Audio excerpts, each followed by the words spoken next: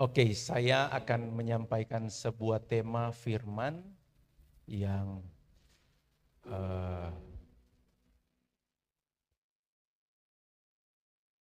saya renungkan beberapa minggu ini karena kesempatan saya menyiapkan khotbah ini cukup panjang karena jadwal ada perubahan sedikit dan tema ini begitu eh, kuat di hati saya dan saya percaya Tuhan punya maksud.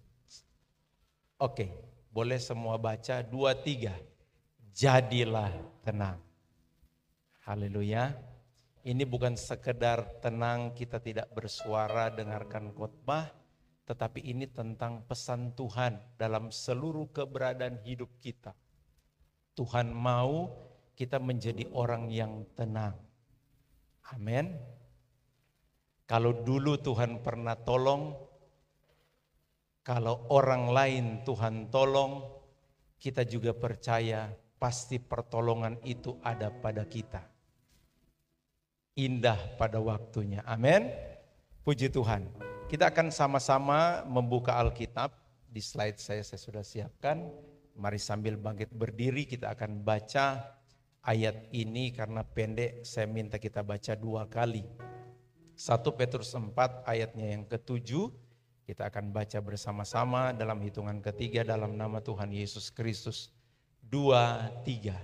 Kesudahan segala sesuatu sudah dekat. Karena itu kuasailah dirimu dan jadilah tenang supaya kamu dapat berdoa. 2. Kesudahan segala sesuatu sudah dekat. Karena itu kuasailah dirimu dan jadilah tenang supaya kamu dapat berdoa. Puji Tuhan, silakan duduk. Bapak Ibu yang dikasihi oleh Tuhan Yesus Kristus, keadaan dunia hari ini memang tidak baik-baik saja. Kenapa Tuhan ingin berkata kepada kita umat Tuhan, jadilah tenang. Saya ingat ketika ada badai yang menerpa perahu Tuhan Yesus, murid-murid Yesus ketakutan kata Alkitab. Kemudian mereka membangunkan Yesus. Dan ketika Yesus bangun, apa yang Yesus katakan? Diam, tenanglah. Maka apa yang terjadi? Maka kata Alkitab, danau itu menjadi tenang. Bapak Ibu, semesta ini taat pada perkataan Yesus. Saya percaya semua persoalan keadaan yang terjadi di luar sana taat juga pada Yesus. Amin.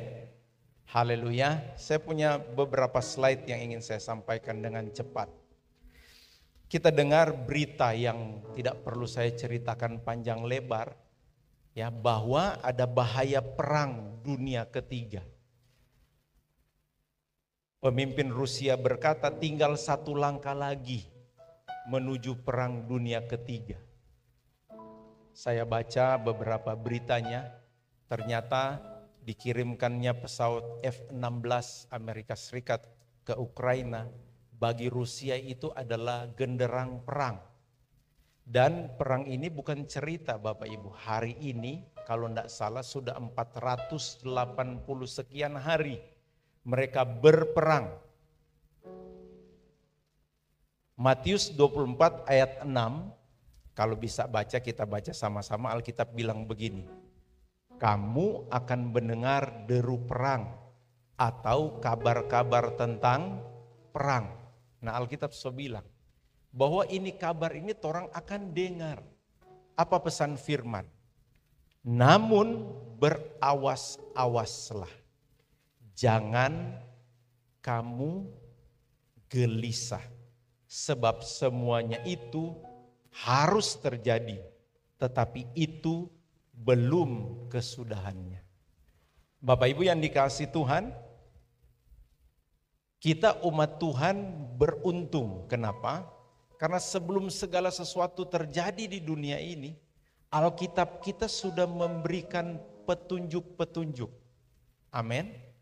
Makanya Pak Gembala sampaikan firman Allah itu berisi nubuatan.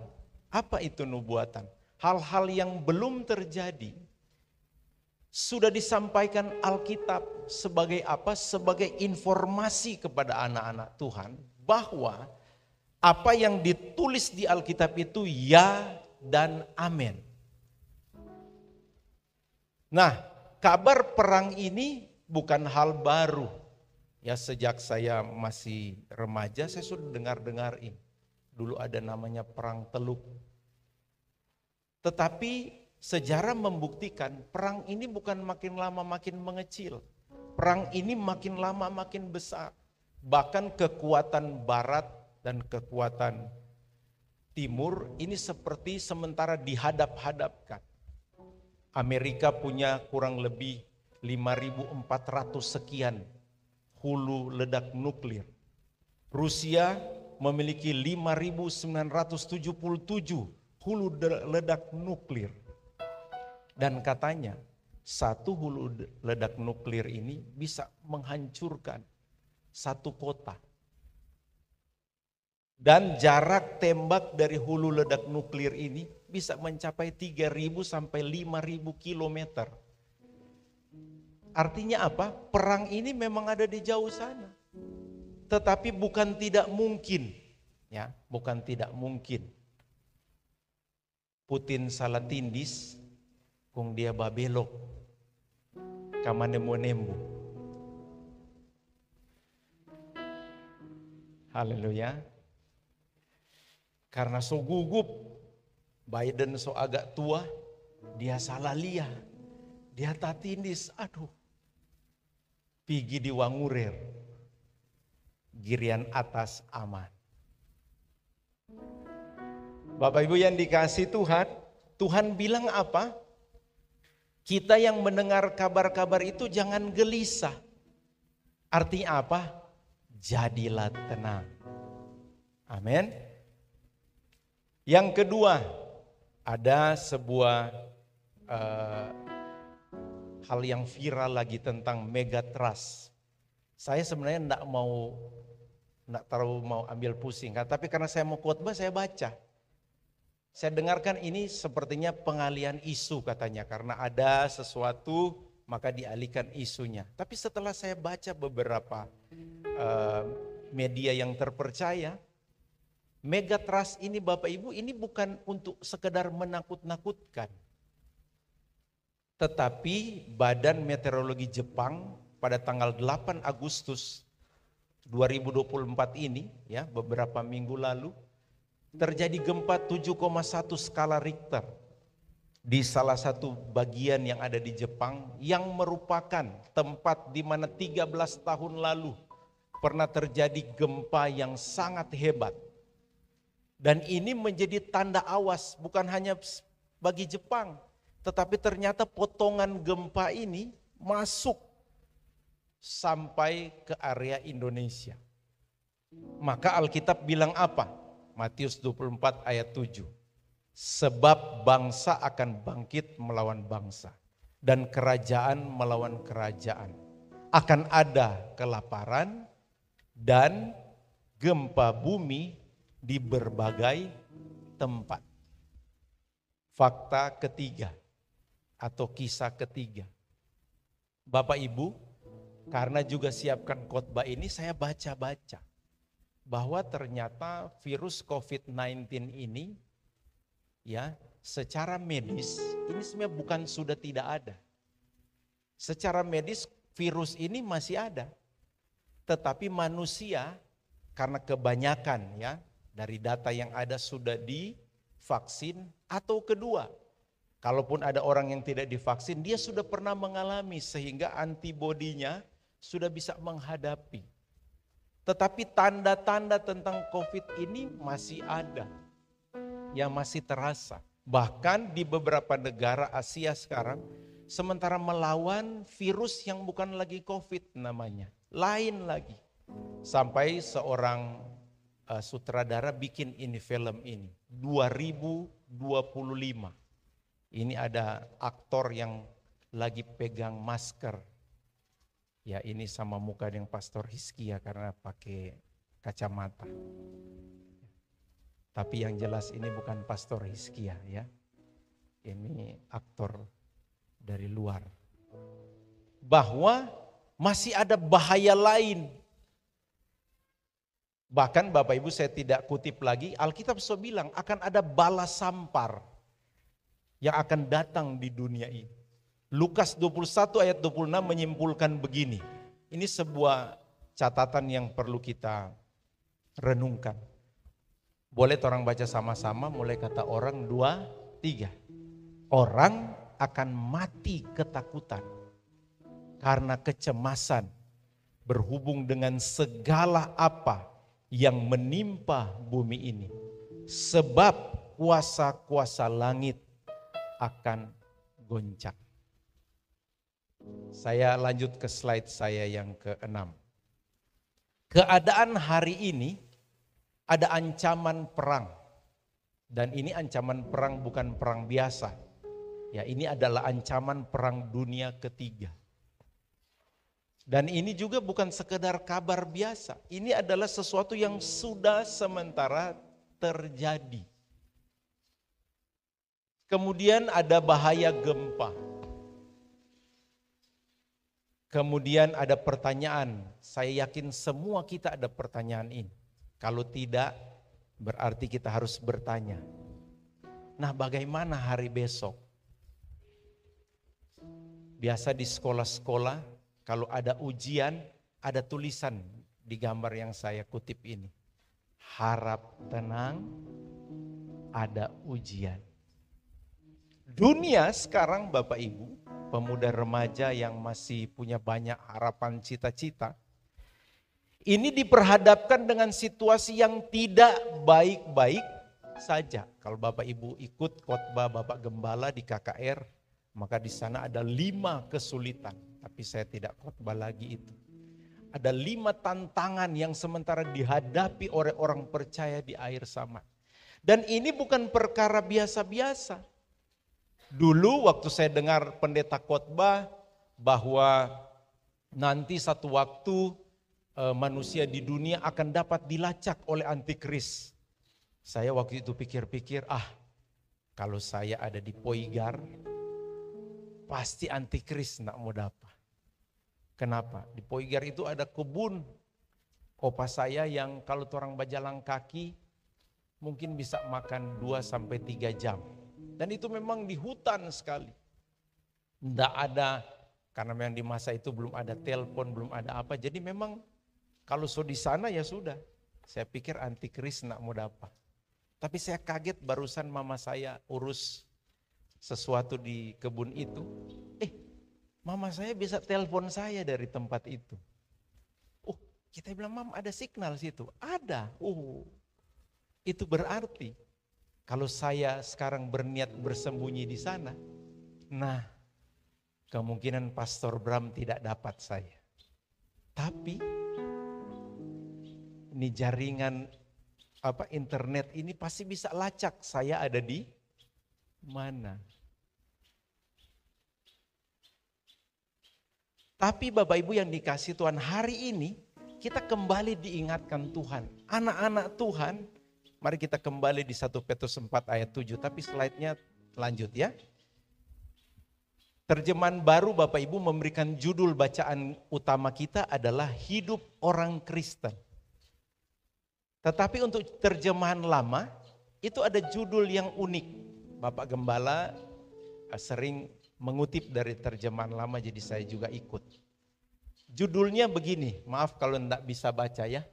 Judulnya adalah Nasihat beringat-ingat sebab hari kiamat sudah dekat. Ini khotbah tenang tapi kasih tako dulu. Tapi tidak ada niat itu Pak kita. Kita peniat adalah bawa firman. Bapak Ibu Alkitab bilang supaya orang baku-baku kasih ingat. Ini akhir zaman so betul-betul di muka mata. Amin. Haleluya. Kalau di teologi ada permainan kata yang punya makna. Ada kata akhir zaman, ada kata zaman akhir. Kalau akhir zaman itu sebuah periode yang panjang. Tetapi kalau zaman akhir itu menunjukkan pada sebuah waktu yang pendek. Nah, ayat Alkitab dalam terjemahan lama, tulisan yang kita baca di awal tadi, tulisannya begini. Tetapi zaman yang akhir itu sudah dekat. Boleh enggak kasih yakin di kiri atau kanan yang bisa Anda jangkau? Itu zaman akhir so dekat. Boleh? Tuh, jangan jawab begini, masa? Saudara mau bermasalah. Tuh, kalau Pastor Kia karena sendiri, bilang jawab diri sendiri. Tuh, zaman akhir so dekat. Amin. Ini bukan lagi akhir zaman, ini zaman akhir. Lewat apa? Lewat tanda-tanda. 1 Petrus 4 ini konteksnya adalah pesan bahwa umat Tuhan harus siap menderita. Umat Tuhan harus siap mental menghadapi tantangan di akhir zaman. Memang Bapak Ibu, kalau kita baca Alkitab, kita lihat orang Israel itu berperang. Orang Israel itu kalau ada rumah harus dibenteng. Orang Israel itu harus mampu berperang. Kalau kita hari ini rasanya santai-santai saja, biasa-biasa saja. Apakah memang situasinya biasa-biasa saja? Saya ingin berkata dari kebenaran yang saya pelajari bahwa situasi dunia ini tidak lagi sedang baik-baik saja. Situasi dunia ini seperti kata firman, langit dan bumi akan binasa. Amin. Semua sumber daya sekarang bukan sementara bertambah Bapak Ibu. Sumber daya yang ada di alam sekarang sementara berkurang. Kita saja yang di Bitung ini puji Tuhan masih hidup dengan segala kelimpahan. Air melimpah, makanan melimpah. Tetapi di beberapa bagian dunia ini, minum air itu adalah kemewahan. Ada makanan itu, sebuah hal yang sangat-sangat ditunggu. Nah sekarang apa yang kita hadapi? Saya sangat diberkati dengan informasi yang Pak Gembala sampaikan. Kita hari-hari ini sementara berperang dengan kuasa kegelapan. Haleluya. Sehingga Tuhan mau kita untuk punya sikap tenang. Haleluya. Tenang.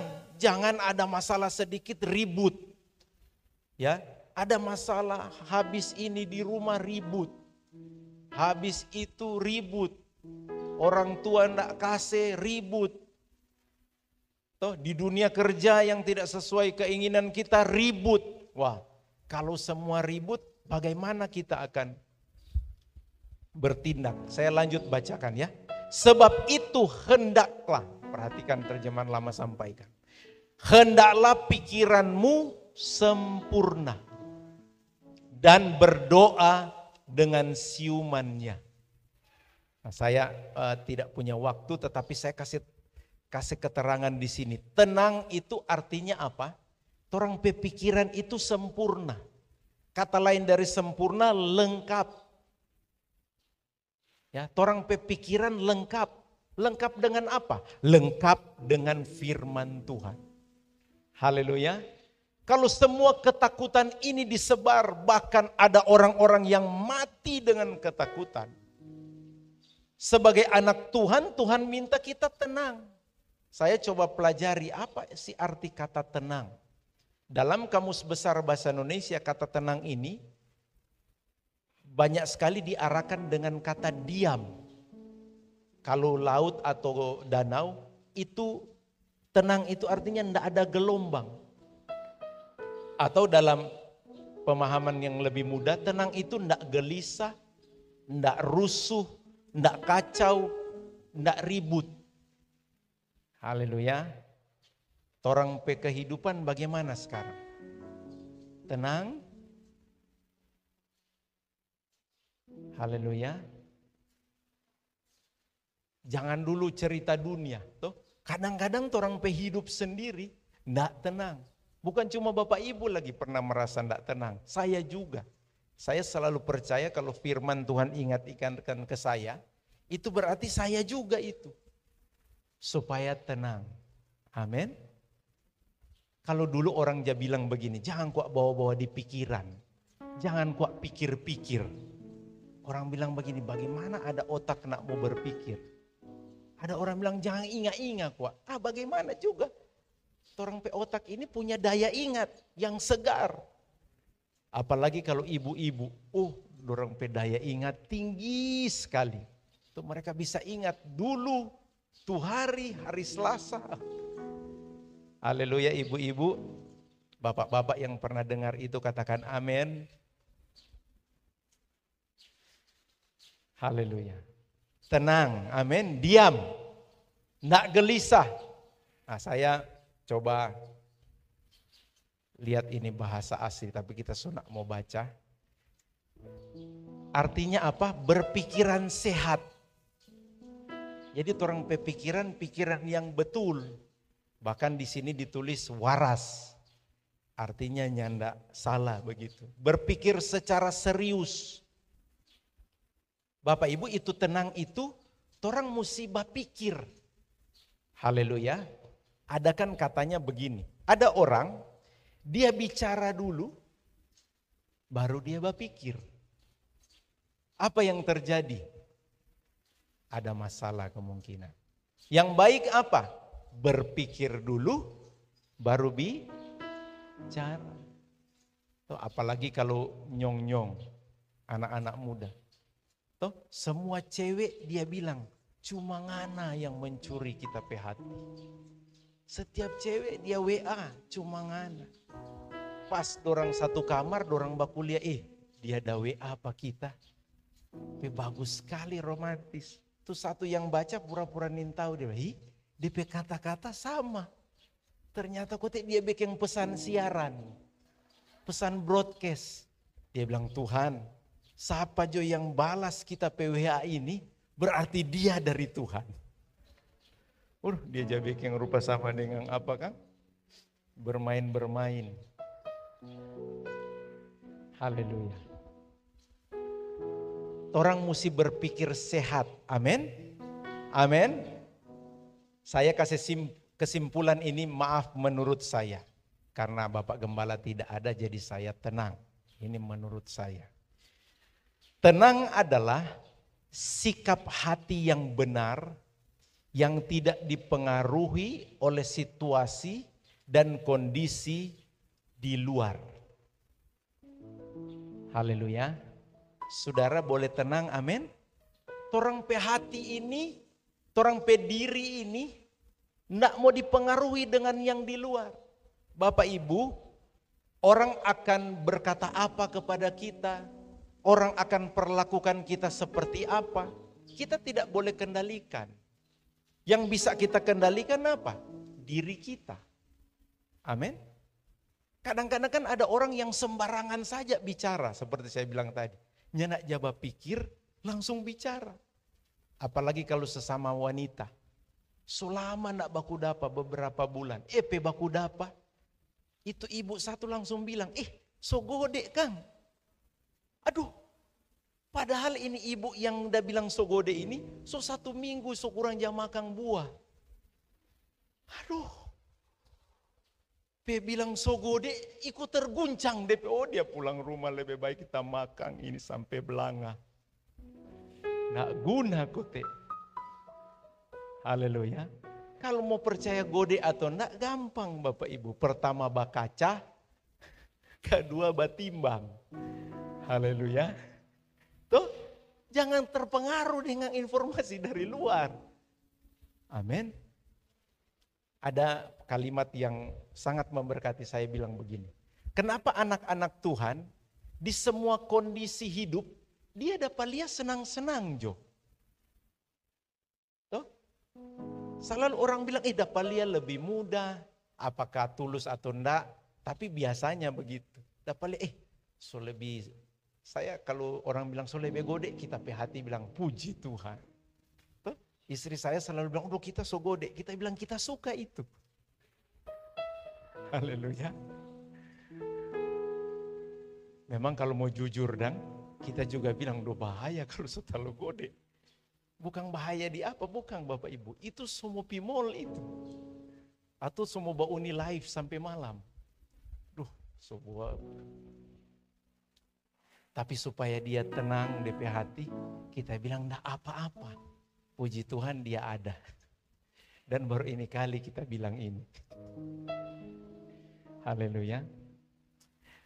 Torang pesikap hati tetap benar. Meski apapun yang terjadi di luar sana. Katakan amin. Katakan amin. Pengkhotbah pasal 4 ayat 6 bilang begini. Pengkhotbah 4 ayat 6 bilang begini. Segenggam ketenangan lebih baik daripada 2 genggam jeripaya dan usaha menjaring angin. Saya ingin katakan begini pesan firman ini. Bahwa ketenangan itu sangat penting di hidup kita. Amin. Haleluya. Torang petenang itu, torang pesikap yang tenang. Tidak rusuh, tidak kacau. Apapun yang terjadi di luar sana tidak mengganggu kita. Nah, pertanyaannya apa yang bikin torang tenang? Apa yang buat torang jadi tenang? Saya punya ayat firman yang saya tidak ada di situ. Yesaya 32 ayat 17. Yesaya 32 kalau boleh pakai isi worship. Yesaya 32 ayat 17. Alkitab bilang begini. Di mana ada kebenaran, di situ akan tumbuh damai sejahtera. Dan akibat kebenaran ialah ketenangan dan ketentraman untuk selama-lamanya. Bapak Ibu, ayat ini memberikan sebuah keterangan bahwa begini. Kalau mau tenang, torang harus ada kebenaran. Sekali lagi saya ingin sampaikan. Kalau mau tenang, torang harus ada kebenaran. Bapak Gembala sementara khotbah seri tentang Alkitab, ya, kebenaran dari Alkitab. Alkitab adalah satu-satunya sumber kebenaran. Alkitab berkata, kuduskanlah mereka dalam kebenaran, firman-Mu adalah kebenaran. Hidup kita kalau mau tenang, mesti ada firman. Ada sebuah ungkapan bilang begini, semakin orang berjalan sesuai firman, maka hidupnya akan semakin lurus. Atau bahasa lain semakin tenang. Haleluya. Saya perhatikan kalau saya akhirnya tak salah bicara, biasanya itu membuat saya tidak tenang. Contoh ya, ada orang tanya, Bro Dev somakang? Nah, kalau saya lagi puasa, saya selalu berusaha untuk bilang bahwa bukan masalah saya. Mau bilang kita ada puasa, enggak kan, enggak. Alkitab enggak anjurkan begitu. Saya bilang, oh nanti kita mau makan. Atau kadang-kadang kalau orang tanya so makan, kita bilang kita so makan, kemarin. Oh kita sudah so makan kita. Tapi abis kita bilang begitu, biasanya kita pe hati nurani ini mulai, belum makan, bilang so makan. Tadi malam saya ada hadiri sebuah acara, tapi karena saya suka cepat-cepat pulang, saya coba putar-putar dengan kata-kata yang enggak bisa akhir. Memang kalau torang soba ada bahasa yang torang bilang, torang pe hati nurani so bilang, itu soba leo itu, soba dusta itu. Itu pasti tidak tenang. Amin. Suami istri kalau ada hal yang disimpan pasti tidak tenang. Anak dengan orang tua kalau ada anak simpan sesuatu pasti tidak tenang. Maka Yesaya 30 ayat 15 bilang begini. Untuk mendapatkan berkat ketenangan. Yesaya 30 ayat 15. Sebab beginilah firman Tuhan Allah yang Maha Kudus Allah Israel. Dengan bertobat dan tinggal diam, kamu akan diselamatkan. Dalam tinggal tenang dan percaya, terletak kekuatanmu. Bapak Ibu yang dikasih Tuhan, Tuhan mau kita kalau jadi anak Tuhan supaya tenang, orang mesti hidup dalam kebenaran. Katakan amin. Dengan yakin katakan amin. Orang mesti hidup sesuai firman. Kalau tanpa firman, kita tidak akan tenang. Nah, apa yang firman Allah katakan? Orang ini kalau ada yang salah-salah, Tuhan minta orang bertobat. Amin. Kalau ada salah, siapa yang tidak ada salah di sini? Saya termasuk mengaku ada salah. Nah, Tuhan mau kalau orang ada salah bertobat. Bertobat itu dimulai dari mana? Sikap hati. Orang mau tunduk pada Tuhan, mau berbalik pada kehendak Tuhan. Baru Alkitab bilang apa? Dan tinggal tenang, kamu akan diselamatkan. Firman ini datang kepada orang Israel yang sementara dikepung. Dari Yesaya 28 ditulis Yerusalem tersesak. Kemudian apa yang orang Yerusalem lakukan? Mereka minta bantuan kepada manusia.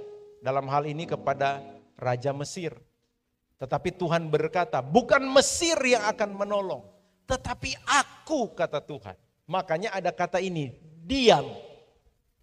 Banyak kali kita tergoda kalau orang ada masalah, orang kan mau cari jalan keluar dari masalah. Betul enggak? Ada sebuah perusahaan, mohon maaf kalau yang ada keluarga kerja di situ atau Anda pemilik saham di sana. Ada sebuah perusahaan tulis begini, mengatasi masalah tanpa masalah. Kebetulan ini adalah jasa pegadaian. Tuh? Tapi saya kenal beberapa orang yang pasti bukan di ruangan ini, di luar sana. Bahkan di jauh sekali di sana. Tuh? Kadang-kadang orang kalau tanggal, kalau enggak salah ya, tanggal 15 tahu. Karena kita tamang di jauh sana, dia bilang, oh ini tanggal 15. Setiap tanggal 15 datang masalah. Siapa? Itu perusahaan itu baleo. Betul kalau orang ada perlu pi ambil pada dia. Mar awas dia mau suruh tagih, dia mau tagih. Haleluya. Sampai hari ini saya berusaha keras untuk tidak memiliki kartu kredit. Walaupun sudah banyak sekali godaan. Karena kita pikir, aduh ini kartu ini, baru DP nama kredit. Tuh berarti kita pegang ini, sudah. Timbul masalah. Haleluya. Orang kalau ada masalah, orang mau cari jalan keluar, betul enggak? Betul? Tapi Tuhan bilang kalau orang ada masalah apa? Diam. Haleluya. Haleluya. Karena kalau orang bergerak, orang cari solusi di luar, apalagi jalan-jalan instan. Saya baru ketemu seorang sahabat lama, dia kerja di perbankan. Dan dia bilang begini ke saya, Pak Dev tolong ya, kalau terima karyawan, tolong pastikan mereka tidak terlilit pinjol. Kita bilang apa itu? Oh pinjaman online. Dia bilang siapa? Bisa jadi Pak Devi yang akan dikejar-kejar karena dia kerja sama perusahaan Pak Devi. Dia akan kejar. Bahkan semua kontak di HP orang itu akan dihubungi. Anda kenal nama XX? Tamrulan, Anda kenal Franz? Oh kita kenal Franz. Oh tapi ini Franz Rodriguez. Oh bukan. Haleluya. Kenapa? Karena mau cari selesai masalah dengan instan. Cuma Kang mau bawa foto kalau enggak salah. Foto KTP, apa teh kalau dia pinjam online syarat? Apa? Foto apa teh? KTP kan? Baru apa lagi? Oh, pelayan pemujinya biasa pinjam online. Yang jemaat ada yang biasa? Ini cara mudah tapi bahaya. Orang Israel minta tolong Pak orang Mesir mudah. Tapi bahaya. Makanya Tuhan bilang diam. Kenapa? Karena dalam tinggal tenang dan percaya terletak kekuatan orang benar. Amin. Ada apa dalam tinggal tenang dan percaya? Sederhana, Alkitab bilang apa? Jadilah tenang supaya kamu dapat berdoa. Ketenangan membuat kita mencari jalan keluar bukan pada yang lain, tetapi pada Tuhan. Haleluya. Bukan berarti orang ini boleh baku tolong, boleh. Tetapi Tuhan minta yang jadi orang andalan itu selalu Tuhan. Amin. Amin. Haleluya. Kalau orang tenang, orang andalan Tuhan. Haleluya. Saya mau tutup khotbah saya ini. 10 menit terakhir. Ada 3. Kalau untuk atasi perang ada PBB, United Nation, ya. Perserikatan bangsa-bangsa. Kalau mau tenang, saya punya akronim PBB. Apa itu PBB? Pertama, percaya. Tuhan pegang kendali. Yang kedua adalah berharap pada janji Tuhan. Yang ketiga adalah berserah pada kehendak Tuhan. Orang memulai dari yang pertama. Orang mau percaya pada kendali Tuhan. Orang mau belajar satu saja tokoh bernama Abraham. Di slide saya berikut, Kejadian 15 ayat 16. Ketika Abraham sudah lanjut usia, dia sangat diberkati. Kemudian dalam doanya dia bercakap-cakap dengan Tuhan. Abraham bilang begini, Tuhan, saya ini sudah tua. Masakkan harta saya akan berikan kepada hamba saya Eliezer. Kemudian Tuhan bilang begini, Abraham, nanti kamu akan punya anak. Dan dari dialah kamu akan mendapatkan keturunan seperti bintang di langit, seperti pasir di laut. Kemudian apa yang Abraham lakukan? Nah, ini bacaannya. Maaf kalau kecil ya, kalau bisa baca bisa sama-sama. 2, 3. Lalu percayalah Abram kepada Tuhan. Maka Tuhan memperhitungkan hal itu kepadanya sebagai kebenaran. Bapak Ibu yang dikasih Tuhan, Abram ini Bapak Ibu dengar firman dan diambil sikap hati yang saya bilang tadi. Dia tenang. Apakah Abraham punya alasan? Punya. Bahkan istrinya waktu dengar kabar ini, istrinya tertawa. Tertawa apa maksudnya? Tertawa menghina. Masa dengan usia seperti ini masih memiliki anak? Tetapi kita belajar pada Abraham. Abraham memiliki keyakinan yang teguh tentang Tuhan. Haleluya. Bapak Ibu kalau percaya pada Tuhan harus percaya seutuhnya. Amin. Kalau berdoa, berdoa dengan yakin. Karena Alkitab bilang begini, Yakobus 1 ayat 6 sampai 8. Hendaklah ia memintanya dalam iman dan sama sekali jangan bimbang. Sebab orang yang bimbang sama seperti gelombang laut yang diombangkan kian kemari oleh angin. Orang yang demikian janganlah mengira ia akan menerima sesuatu dari Tuhan. Haleluya. Alkitab berkata orang yang bimbang, orang yang mendua hati tidak tenang hidupnya. Mari kita menaruh kepercayaan yang penuh pada Tuhan. Saya tidak mampu menjelaskan dengan akal pikiran saya, tapi saya minta Roh Kudus menolong kita.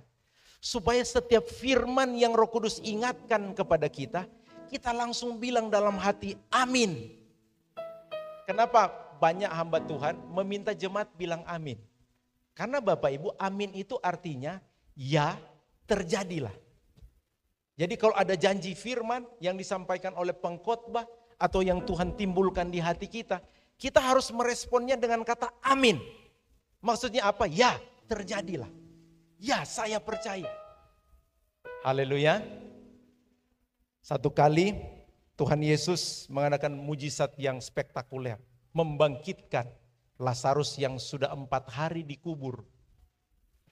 Tapi sebelum kisah ini terjadi Bapak Ibu, Alkitab berkata Tuhan itu membuat skenario bahwa dia sengaja supaya Lazarus itu memang benar-benar mati. Sehingga apa yang terjadi ketika Yesus sampai, orang bilang Lazarus sudah mati. Yesus bilang apa? Tidak, dia tidur. Kemudian Marta atau Maria saya lupa bilang, ketika Yesus bilang, percayakah kamu akan kebangkitan? Maka mereka jawab, iyo kami percaya, tapi nanti. Tapi Yesus punya maksud lain. Dan apa yang terjadi? Betul, mujizat terjadi. Lazarus yang 4 hari dikubur bangkit. Apa yang saya mau bilang? Tuhan itu punya maksud. Tuhan itu punya kuasa.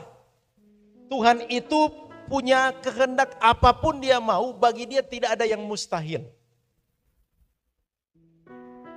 Amin. Menurut saudara ada yang Tuhan tidak bisa buat bagi kita? Haleluya. Apa yang membuat kita tidak tenang hari ini? Tuhan dapat meredakan kekacauan itu. Katakan amin. Bukan manusia, tapi Tuhan. Haleluya. Haleluya.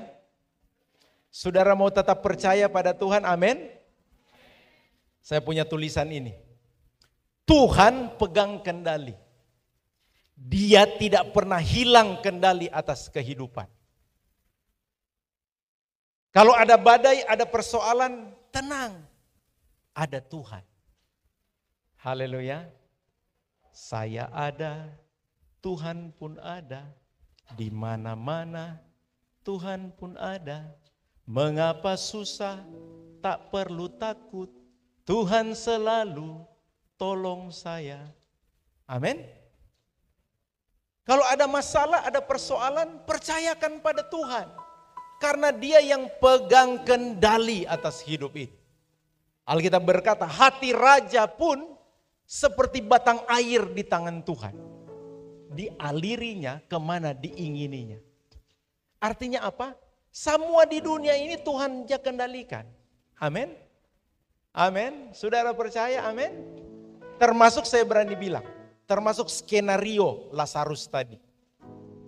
Banyak kali Tuhan juga bikin skenario di hidup kita. Karena dia adalah sutradara kehidupan.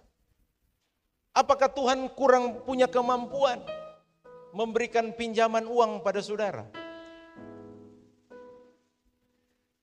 Oh, masa? Iya.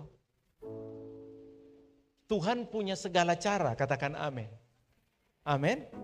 Makanya Alkitab bilang, apa yang tidak pernah kamu lihat, tidak pernah kamu dengar, tidak pernah timbul di hati, Tuhan sediakan. Tapi harus cari Tuhan, bukan cari yang lain. Amin. 2. Berharap pada janji Tuhan. Bapak Ibu, manusia bisa berjanji. Tetapi manusia itu terbatas dengan 2 hal. Kalau dia berjanji, ini menurut saya. Pertama adalah terbatas pada kemauannya. Kadang manusia berjanji nanti begini-begini. Tapi berikut terjadi perubahan waktu, perubahan perasaan. Akhirnya dia bilang, oh kita sudah mau kasih. Kenapa? Manusia bisa berubah.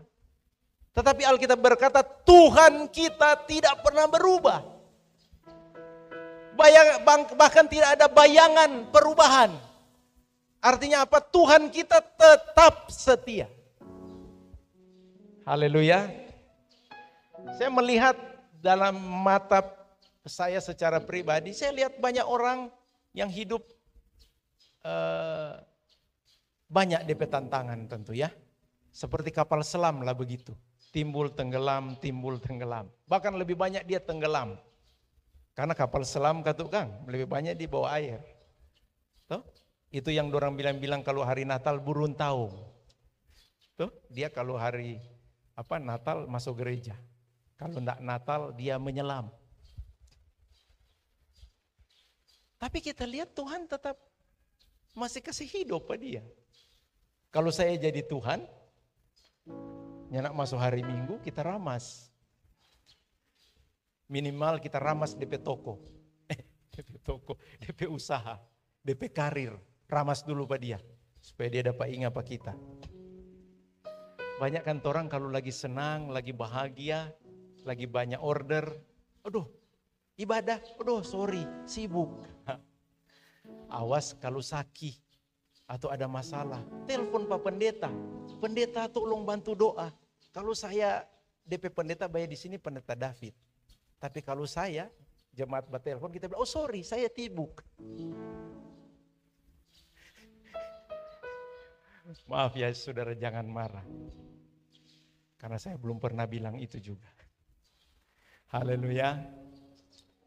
Berharap pada janji Tuhan, amin. Orang lihat lagi Abraham, Roma 4 ayat 18. Sebab sekalipun tidak ada dasar untuk berharap, namun Abraham berharap juga dan percaya bahwa ia akan menjadi bapa banyak bangsa menurut yang telah difirmankan.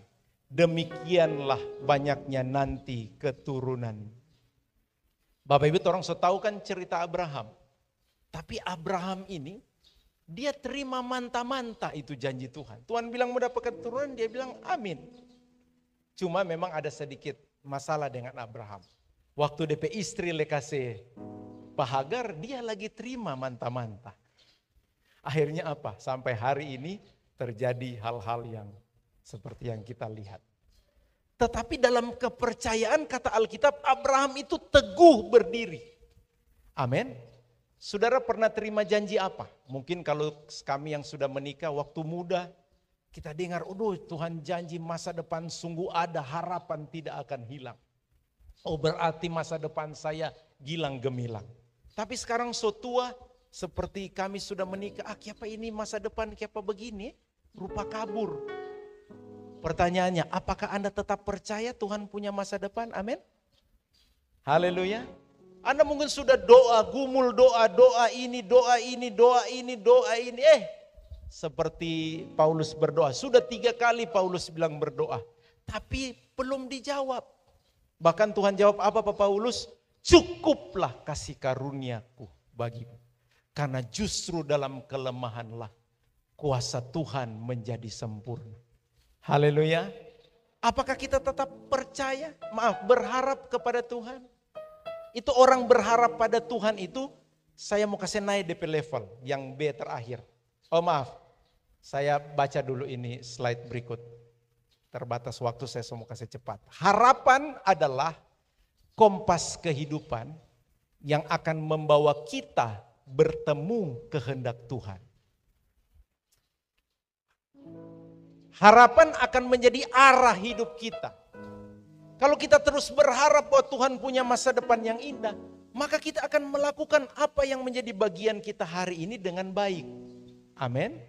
Banyak orang suka hal besar, suka kesuksesan besar, tetapi banyak kali tidak capai. Kenapa? Karena mereka tidak ikut rahasia Alkitab. Apa rahasia Alkitab? Barang siapa setia perkara kecil, dia akan dipercayakan perkara besar. Saya selalu bilang kepada mahasiswa di kelas saya bahwa saya hari ini dapat melihat siapa mahasiswa-mahasiswi yang akan sukses hidupnya. Dorang haga apa kita? Masa bener? Iyo, dapat lihat di siapa yang rajin bikin tugas. Dapat lihat siapa yang rajin kuliah. Kadang saya tanya, siapa dia nak masuk? Oh ada Saki. Kita bilang coba tanya Saki apa? Kaki dia cuma sakit hati. Oh ini benar ada catatan dari senior. Oh sudah betul-betul Saki kalau begitu. Haleluya. Kalau kita punya harapan berarti arah kita menuju harapan itu jelas. Amin. Haleluya. Tentu hal yang aneh kan orang dengar khotbah minggu lalu. Anda suka jadi dokter. Ketika Anda SMA, Anda pilih bahasa. Kan ya nak sinkron. Orang mesti ada kompas kehidupan, amin. Haleluya. Kalau orang petujuan sorga, berarti apa? Orang pelangkah sekarang beribadah. Haleluya. Haleluya. Berikut terakhir. Berserah pada kehendak Tuhan. Kalau pertama percaya ya bahwa Tuhan mengendalikan kehidupan. Yang kedua mari kita berharap pada janji Tuhan. Dan yang terakhir adalah mari kita belajar berserah pada kehendak Tuhan. Bagaimana hidup dalam ketenangan? Mari orang berserah. Kalau semua orang mau atur, oh mau sakit orang pe kepala, betul enggak? Semua orang suka teratur sesuai orang pe mau. Ya bolehlah kalau itu hal-hal yang sifatnya dapat kita atur. Tapi di hidup ini Bapak Ibunya nak semua orang boleh atur, betul enggak? Bahkan orang so atur, nak berjalan sesuai yang diatur. Betul? Saya satu kali merenung begini, Tuhan, siapa dorang itu nih mau bertobat. So dengar firman, toh so begitu, tetap begitu jo. Tuhan kasih kok kita kemampuan supaya mau robah pada dia. Tetapi akhirnya saya perenungan diri sendiri. Begini, sedang Tuhan maha segalanya, Tuhan jaka saya biar banyak hal mengalir. Amin. Mengalir. Mengalir. Haleluya. Toh, dan kalau orang so berusaha. Saya bagus. Ada saatnya orang mau berserah, katakan amin. Ibrani 11 ayat 17-19. Karena iman maka Abraham tatkala ia dicobai mempersembahkan Ishak, ia yang telah menerima janji itu rela mempersembahkan anaknya yang tunggal. Walaupun kepadanya telah dikatakan keturunan yang berasal dari Ishaklah yang akan disebut keturunanmu. Perhatikan ayat 19 ini. Cara kita berserah pada Tuhan seperti ini. Karena ia berpikir bahwa Allah berkuasa membangkitkan orang-orang sekalipun dari antara orang mati. Dan dari sana ia seakan-akan telah menerimanya kembali. Berserah itu sama dengan taat. Amin. Taat. Apa yang Tuhan mau, ya orang ikut. Haleluya. Haleluya. Saudara mau tenang, ikut cara Tuhan. Amin. Kalau ini kejadian ini orang boleh dramatisir, saudara bayangkan ini. Saya pikir Abraham bisa bercerita dengan Tuhan, jangan kasihan. Atau kita bicara juga Pak Ismail, dia juga kita persembahkan. Tuh karena dia kan bukan anak perjanjian. Atau Abraham bilang kalau bagaimana kita pe anak buah jo. Tetapi kalau orang baca-baca Alkitab, Kang, karena ini Pak Bram, bagaimana Pak Bram? Waktu Pak Bram menjalani ini adegan ini, adakah Pak Bram bilang Tuhan, miracle jo, jangan Ishak. Kita baca-baca Alkitabnya tidak ada bantahan apapun dari Abraham. Hari ini Abraham terima perintah, Alkitab bilang besok pagi-pagi benar. Abraham bangun pergi. Saya pikir mungkin Sarah masih tidur. Tuh, jadi Abraham bawa. Artinya apa? Mari orang ikut jo Tuhan pemau. Amin.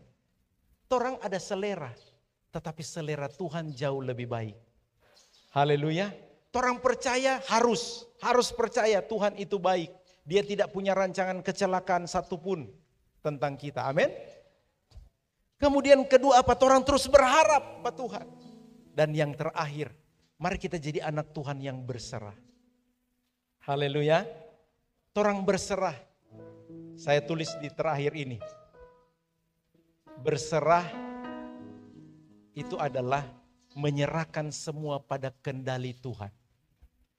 Amin. Kenapa orang bangun pagi mesti berdoa?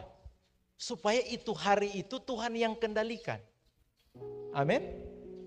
Kenapa kalau orang berdoa harus berusaha belajar doa Yesus.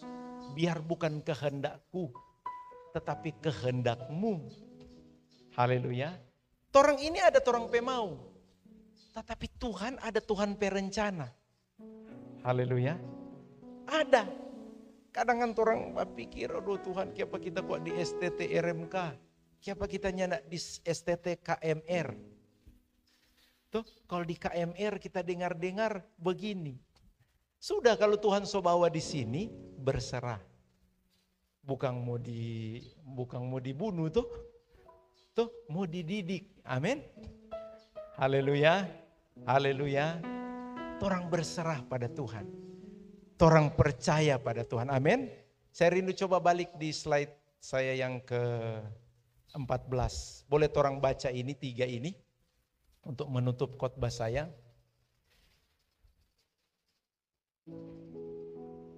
Slide 14 atau 13. Nah, mundur lagi satu. Mundur lagi satu. Nah ini, boleh orang baca sama-sama sambil bangkit berdiri supaya kita semua habis ini. Orang baca sama-sama bagaimana supaya kita tenang. Pertama, percaya Tuhan pegang kendali. Bagaimana supaya kita tenang? Berharap pada janji Tuhan. Yang terakhir, bagaimana supaya kita tenang? Mari kita berserah pada kehendak Tuhan. Katakan amin. Saya rindu kita nyanyikan pujian yang berkata, lingkupiku dengan sayapmu. Haleluya. Saya minta teman-teman tim pemuji, sebelum saya serahkan kepada Bapak Ibu Gembala, saya rindu kita nyanyi pujian ini.